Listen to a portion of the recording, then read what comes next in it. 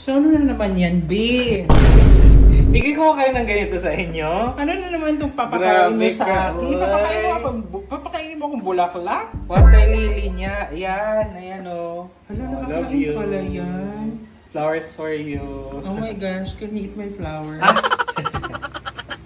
So anong ginagawa mo dyan? So, Anong tawag binabalatan dyan? lang natin siya. Oh my Yan. gosh. Ganyan.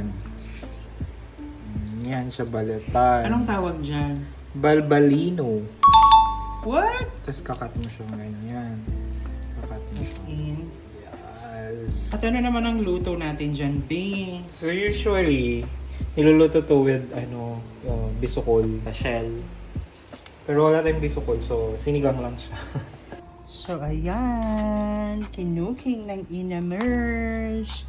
Anong ginawa mo, B? Sinigang. Sinigang lang siya. As in, literal na sinigang. Yes. Like, you gisa the bawang and sibuyas. And then Tapos, gisa the gulay. gisa the gulay konti. Mhm. And then, you put the sinigang mix and the sabaw. That's sinigang mix. okay, and the sili. Luto na siya, guys. Ito yung niluto ng ating juwa. And what I like about it, you know, the soup has a bit of thickness.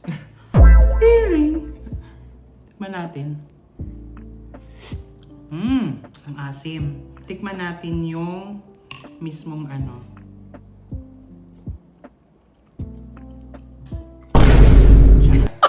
Okay lang naman kasi mahilig ako sa medyo malagkit. Try natin with the rice.